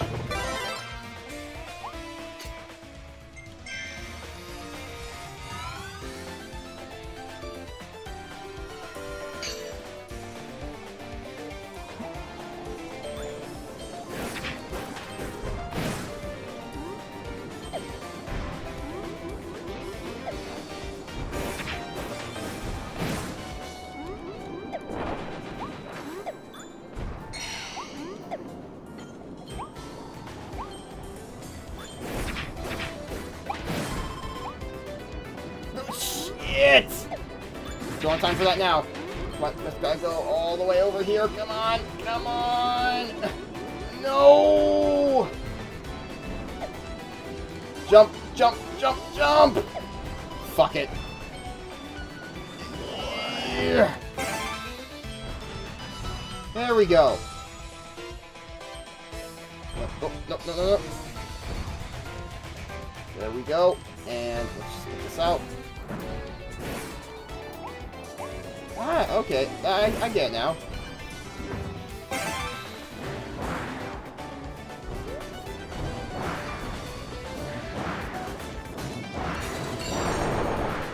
Ooh, I'll take that. Can I fight back? No, that goes ahead. Shit!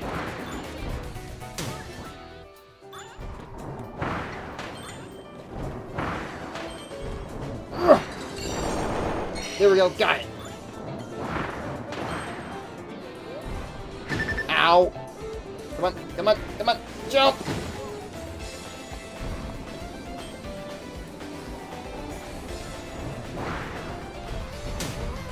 Again, I'm not ending the stream until I beat this level, actually. Just for the sake of it. I already talked about most of the stuff involving the Switch 2, and my thoughts on the Colossal Bioscience's Dire Wolf fiasco. Ow.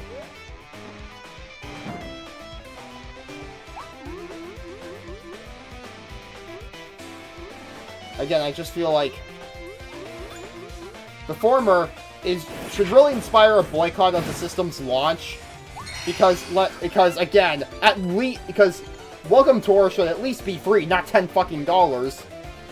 As for the Colossal Biosciences, like, on the direwolf thing, it was a neat idea, that got rushed horribly to a very poor execution.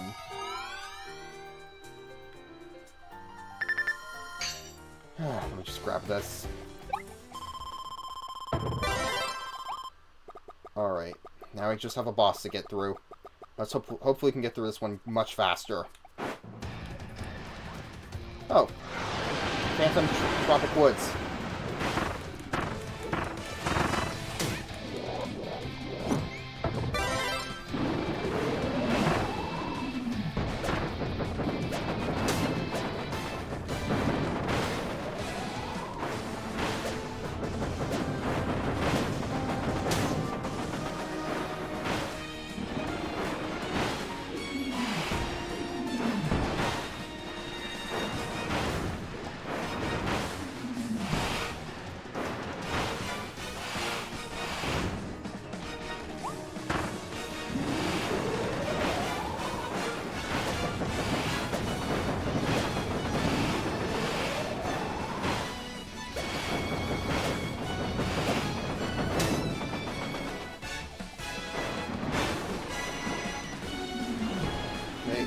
There are the bomb fruits, I guess.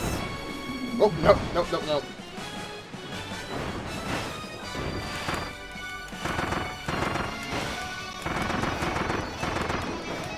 Nope, not doing that shit. Nope, nice try.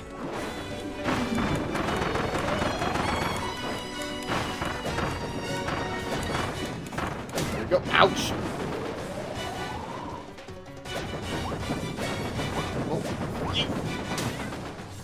What are those clouds of? Carbon monoxide?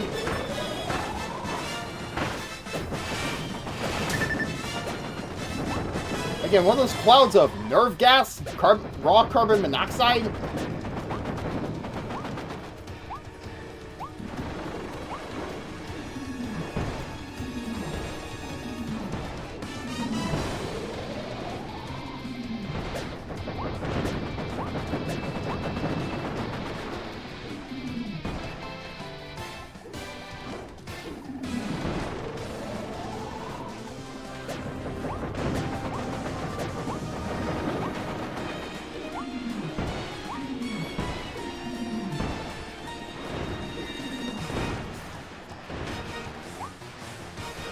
See here.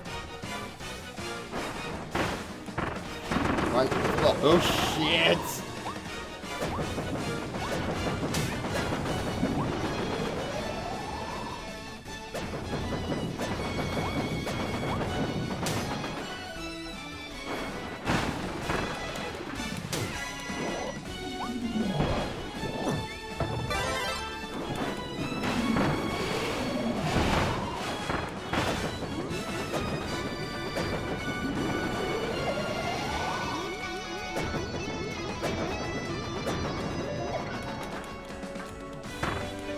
Come on, damn it. There we go.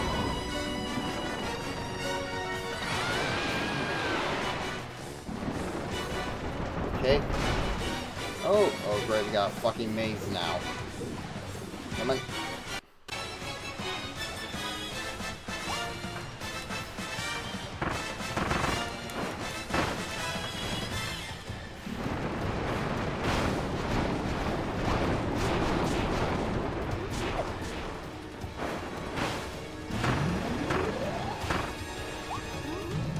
Oh god. Oh god. Oh no. Oh no. Ow, ow, ow, ow. How am I supposed to avoid that? Alright, I can just go underground. On second thought, it's already 10:40. I just died the first time, and I've spent like, what, 30 minutes going for the previous boss because I was busy talking as well. I think I'll wrap it up for this stream here. It's almost 11 anyways. I already gotten through everything I wanted to talk about, and I only did this chit-chat stream and such because simply put, I don't yet have a new HDMI splitter. That should arrive this week, And I might have a shorter work week this week or something at one of my day jobs or something. Let me just take a look here.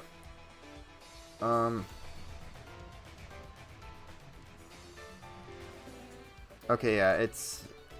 I'm just gonna take a look here. Yeah, it should be here by the end of this week. Once I get the HDMI splitter, and once it hopefully once it works, I'll then do the Cars Major National Championship stream. So, yeah, I just had to improvise for this weekend because, again, I'm much busier this month than I was in the previous months. Again, I might even have to delay the Combathon series by another month, only because I'm still working on those armatures. I haven't even sent out a casting call yet. I still gotta make the plush doll design. I gotta make the plushes. I gotta put the plushes around them and such. My room's still a mess right now because I'm working on all these projects and such, on this big project and so on. And a lot's on my mind. Yeah, I know, I sound stressed. But, hey, me ranting helped me get the stress out a little bit, so there is that. So yeah, thank you all so much for watching. Next weekend should be Cars Major National Championship. And goodbye, everybody.